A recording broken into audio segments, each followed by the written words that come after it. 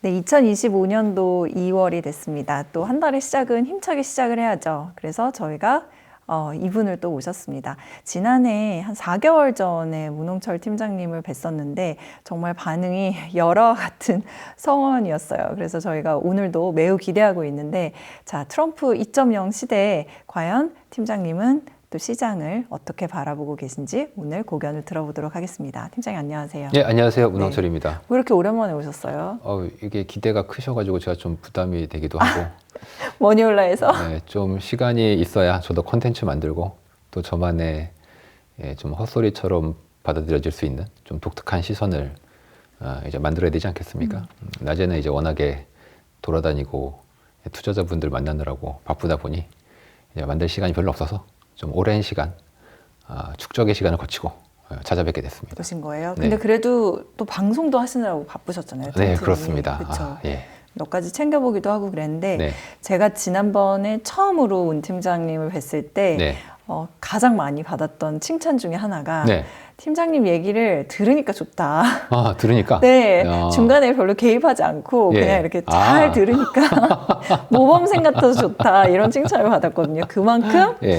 이제 팀장님 이야기에 귀 기울이시는 분들이 많은 것 같고 예. 그래서 부끄러워지네요. 오늘 저의 모토 중에 하나가 네. 최대한 개입하지 말고 잘 아유. 듣는 학생이 되자였습니다. 개입 많이 하셔도 됩니다. 그래요? 예, 학생이 이제 잘 들어도 좋고, 중간에 또 질문을 많이 해도 좋고, 저는 뭐, 무엇이든지, 제가 매니징 할 수 있습니다. 그러면 질문을 해도 좋다 하셨으니까 네. 저 며칠 전에 네. 팀장님 회사에서 낸 되도록 보지 마십시오. 그래요? 네. 근데 이거를 블로그 같은 데서도 네. 많은 사람들이 또 퍼날르고 이래가지고 되게, 그랬나요? 네, 우연치 않게 또 접하게 됐었어요. 이거 막아야 될 것 같은데. 그래요? 이거 너무 이제 사람들한테 혼란을 줄 수 있는 내용들이 많아가지고. 아 진짜요? 네. 근데 일단 저부터 살짝 혼란스럽긴 했거든요. 그렇죠. 예. 그래서 이거의 제목이 관세와 신기술은 역사적으로 디플레이라는 네. 거였어요. 디플레이? 네. 뭐지? 예. 그래서 여쭤보려고요. 우리가 설 연휴에 쉬면서 가장 좀 놀라웠던 충격은 이제 중국의 AI가 아주 싼 비용에 뭐 미국의 최고 AI를 거의 따라잡았다. 뭐 이런 뉴스였지 않습니까? 싼 가격. 제가 이 신기술의 발전 방향 이런 것도 굉장히 개인적으로 추구를 많이 하고 있거든요. 왜냐하면 돈을 벌고 싶지 않습니까? 그래서 우리나라 분들도 미국의 신기술 주식들을 많이들 투자하시고 근데 제가 좀 외람된 말씀이지만 특정 신기술이 앞으로 굉장히 활발해지는 거하고 내가 그 신기술에 투자해서 돈을 버는 거하고는 다릅니다. 그리고 좀 더 나가면 반비례합니다. 그래요? 네, 그러니까 신기술에 투자를 안 할수록 돈을 더 벌 수 있습니다. 지금까지는 그렇지 않았는데요? 아니요. 지금까지도 늘 역사적으로 수백 년 동안 신기술에 투자하신 분들은 돈을 별로 못 번 정도가 아니라 좀 안 좋은 결과를 받으셨고 신기술로부터 최대한 거리를 그렇다고 뭐 제가 신기술이 뭐 나쁘다거나 그것이 인간의 어떤 인류의 발전을 뭐 그런 건 절대 아닙니다. 신기술이야말로 이제 인간 발전에 굉장히 중요한 미래의 중요한 발전 사항인데 다만 나의 재테크 관점에서는 신기술 투자가 굉장히 부정적인 쪽으로 작용을 해왔습니다. 기간은 얼마를 봤을 때? 뭐 인간의 신기술이라는 게 예를 들어서 이제 10,000년 전에 농업혁명이 있었지 않습니까? 그리고 그 이후에 산업혁명이 이제 19세기에 있었고 그 이후에 뭐 예를 들어서 뭐 전화기, 뭐 비행기, 자동차, 세탁기, 인공위성 뭐 다 있었지 않습니까? 그 인터넷 혁명도 있었고 그 모든 케이스에서 방금 제가 말씀드린 대로 신기술에 투자하신 분들은 좀 안 좋은 결과를 맞이했던. 그러니까 단적인 예로 지금 전 세계 최고 투자로 부자가 되신 분이 누굽니까? 지금? 네, 지금. 아니 그냥 머릿속에 떠오르는 건 버핏. 네, 버핏이죠. 네. 자, 버핏은 왜 신기술에 투자를 안 할까요? 애플도 그래도. 애플은 신기술 투자로 가지고 계신 게 아닙니다. 네, 버핏이 애플을 담은 것도 사실 10년이 안 되지만 버핏이 맨 처음에 애플을 매수한 기본 뭐 지금도 많이 팔았죠. 처음에 이제 애플을 매입했던 이유가 신기술을 혹은 뭐 혁신적인 기업에서 매입을 한 게 아니고 브랜드. 애플의 브랜드 가치. 브랜드 가치가 가지고 있는 강력한 해자. 이제 해자라는 건 그 성을 지을 때 주변에 물로 핀 들어놓지 않습니까? 네. 그럼 접근이 안 되죠. 이러한 강력한 이 물을 이제 우리가 해자라고 하는데, 이 강력한 접근 불가능한 해자를 가지고 있는데 기술은 해자가 되지가 않습니다. 이게 좀 상식과 반할 수 있어요. 기술은 해자가 되지 않습니다. 진짜 독보적인 기술은 해자가 될 수도 있어서. 독보적인 기술은 지금까지 존재한 적이 없습니다. 그 당분간 엔비디아가 누렸던 게 해자였던 거. 그렇죠. 이제 독보적인 기술은 잠깐의 기간 동안에 해자를 만들어줍니다. 길게 보면 진짜 잠깐. 그 잠깐이라는 게 뭐 5년, 10년도 안 가요. 그러니까 예를 들어서 인터넷 시대, 그때 모든 장비에 연결을 해야 되는 이제 라우터 장비라는 게 이제 있었는데, 이 장비를 만드는 이제 시스코라는 회사가 있었습니다. 네. 어마어마하게 돈을 많이 벌었고, 엄청난 기술 발전을 했었고, 사람들이 그 주식을 샀죠.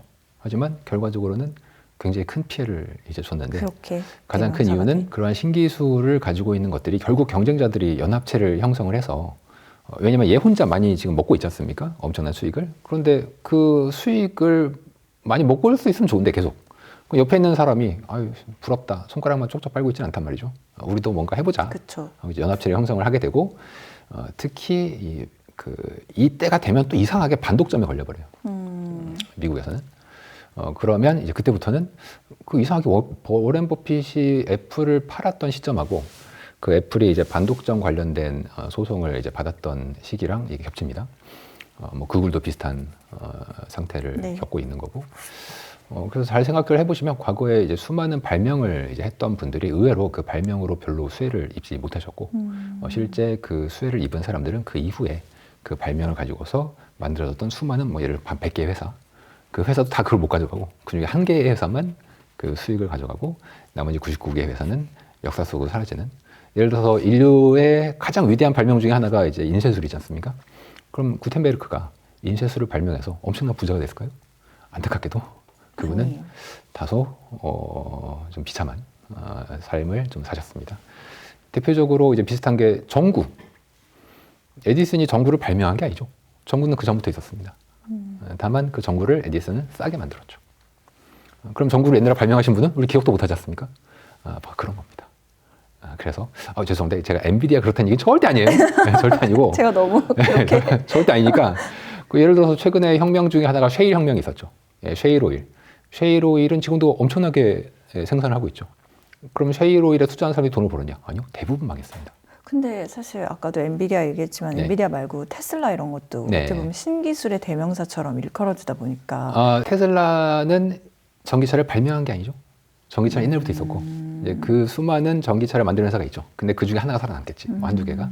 이제 그 중에 이제 하나가 뭐 테슬라가 되거나 뭐 할 거라서, 이제 그거는 약간 다른 케이스라고 볼 수 있겠습니다. 물론 테슬라가 주장하는 건 전기차라기보다는 이 전기차를 이제 운영하는 어떤 플랫폼을 네. 주장하고 있지 않습니까? 이거는 좀 새로운 발명이라고 할 수 있기 때문에 그거는 이제 앞으로 어떻게 기술이 전개가 될지는 우리가 좀 지켜볼 필요성이 있겠죠. 그러면 이왕 얘기 이렇게 나온 김에 네. 딥시크 요즘 그게 쇼크라고 하니까 그렇죠. 그거를 쇼크로 보는 사람이 있는가 하면 네. 헛소리로 보는 사람도 있더라고요. 네. AI 쪽에서는. 예. 팀장님은 어떻게 생각하세요? 제가 뭘 알겠습니까?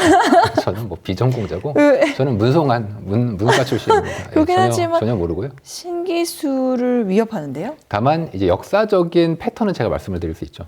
역사적인 패턴을 봤을 때 뭐 이런 게 있습니다.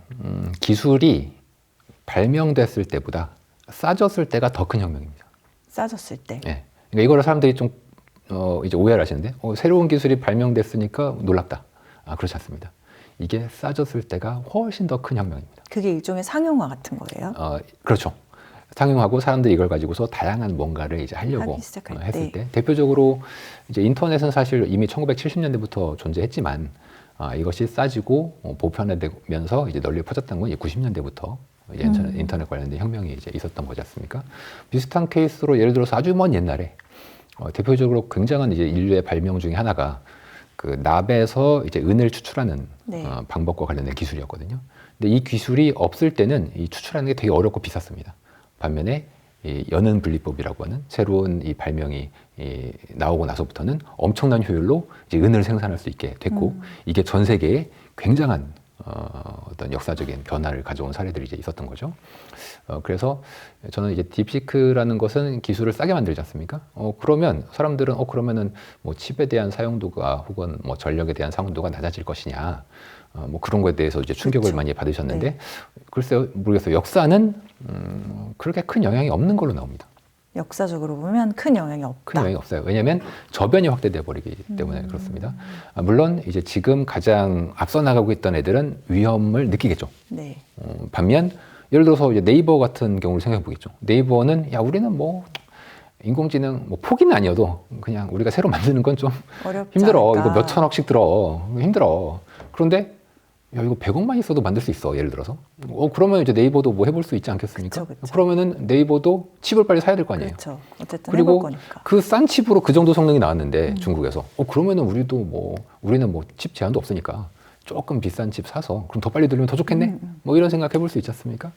그러면서 뭐 지금 엔비디아 투자자한테는 뭐 좋은 이슈가 되겠지만 저는 이게 뭐 전력이나 칩에 대한 수요 자체를 감소시킨다는 사람들의 생각보다는 이것이 저변을 좀 더 확대시키면서 이제 같이 파이가 커지는 효과로 갈 수 있다. 즉 어떤 그 뭐 전기든 칩이든 수요가 이렇게 증가하다가 딥시크 때문에 이제 수요 안 늘어 이게 아니라 그냥 뭐 기존 추세대로 쭉 간다. 물론 주식에 대한 프라이싱은 다시 해봐야 되겠지만 기존의 추세 전체적으로는 변함이 없다. 이거를 이제 그 제본스의 역설이라고 우리가 들어봤어요. 얘기를 많이 합니다. 이 제본스가 이제 19세기의 학자인데 옛날에 산업혁명이 맨 처음 발달됐을 때 이 석탄과 관련된 이제 수요가 많이 이제 생겼었거든요. 근데 당시에는 이제 정밀 가공 기술이 별로 없었기 때문에 이 증기기관의 효율이 좀 떨어졌습니다. 네. 그래서 석탄을 좀 많이 넣어야 마력수가 좀 나오는 증기기관이었는데 이게 이후에 기술이 발전을 하면서 증기기관의 효율이 뭐 높아졌어요. 예를 들어서 뭐 효율이 2배가 됐어. 그럼 석탄을 반만 넣어도 된다는 얘기잖아요. 그러면은 그러면 어떻게 이거 석탄 그동안 우리 광산 다 채굴권 다 따놓고 생산하려고 다 해놨는데 이거 다 반토막 나겠네? 라고 생각하죠. 그렇죠. 그런데 나중에 역사적으로 이거를 쭉 해봤더니 석탄의 소요량 수는 그냥 계속 그대로 유지가 됐었습니다. 그 이유는 증기기관의 효율이 너무 높아지다 보니까 그걸 가지고 또 이것저것 하려는 사람들이 많아졌다는 거죠. 그러면은 딥시크로 인해서 이제 가장 말씀하신 대로 영향을 보는 그런 어떤 분야랄까 이게 분야는 이제 전력 인프라 쪽인데 네. 그런 쪽은 끝에서 나중에 보면 네. 돌이켜 보면 그렇게 큰 변화가 없을 걸로 역사적으로 비춰봐도 예상이 제가 된다. 말씀드린 건 뭐 전력이나 칩에 대한 수요 자체는 그렇게 변화가 크게 변하지는 않을 것이다. 단 지금 제가 말씀드린 거 조심하셔야 될 게 예를 들어서 기존에 봤던 사람들이 봤던 어떤 칩이 혹은 네. 전력에 대한 수요가 이제 이렇게 올라간다. 근데 실제로 그게 될지는 모르겠어요. 될지 모르겠어. 다만 그 추정 자체를 이번에 어떤 딥시크의 충격으로 인해서 신기술의 저변 확대로 인해서 그렇게 고쳐야 될 필요성을 저는 잘 못 느끼겠다. 그럼 단도직입적으로 네. 어쨌든 우리는 서학개미가 작년에 또 너무 많았고 그렇죠. 지금 작년 말에 막 같이 몰려갔다가 네. 조정받으면서 지금 너무 힘들어하고 계신 분도 네, 많은데 네. 당장 이분들은 지금 어떻게 해야 되는지 네. 뭐. 안타깝게도 저는 주식을 잘 모릅니다. 그냥 채권쟁이야. 저는 수요는 유지가 될 것 같아요. 수요는. 그런데 프라이싱은 또 다른 영역입니다. 왜냐하면 우리가 수요가 이렇게 뭐 실적이라고 할게요. 실적이 이렇게 봤는데 실적에 대해서 예를 들어서 100배를 주고 있었어. 멀티플을. 그런데 알고 봤더니 이게 30이 될 수도 있는 거고. 네. 그러면 실적이 변한 건 아니지 않습니까? 근데 멀티플을 100을 주느냐, 30을 주느냐, 20을 주느냐에 따라서 주가가 완전히 천당과 지옥을 이제 왔다 갔다 할 수 있는 거거든요.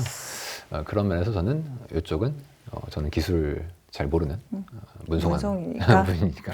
다만 저희가 경제 자체는 그렇게 좋게 보고 있지는 않습니다. 따라서 경제 좋게 안 보면은 뭐 주식은 좀 안 좋겠죠. 뭐 예를 들어서 S&P 500 지수는 별로 안 좋을 수 있는데, 근데 이제 개별 주식이나 뭐 기술적인 면으로 들어가면 이건 또 다른 게임이 될 수가 있기 때문에 그런 점에서는 이제 투자자분들도 너무 실망하지 마시고 네. 투자라는 건 중단하지 않는 게 중요합니다.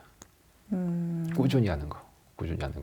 꾸준히 하시다 보면은 결국 나중에 우리가 뭐 투자 하루 이틀 하고서 끝낼 거 아니지 않습니까?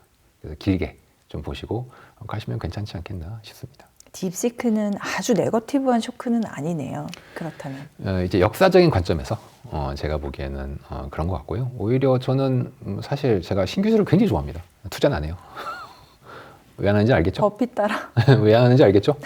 신기술을 매우 좋아합니다. 저는. 그래서 저는 계속 팔로우업을 하면서 과학기술이 최근에 뭐 양자 컴퓨터, 뭐 스페이스X의 뭐 슈퍼 헤비, 맞아요.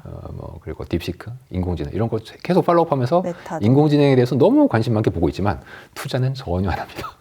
그래서 이제 누가 저한테 이상하게 얘기해. 아니 그렇게 신기술에 관심이 많으면서 왜 주식을 안 하냐?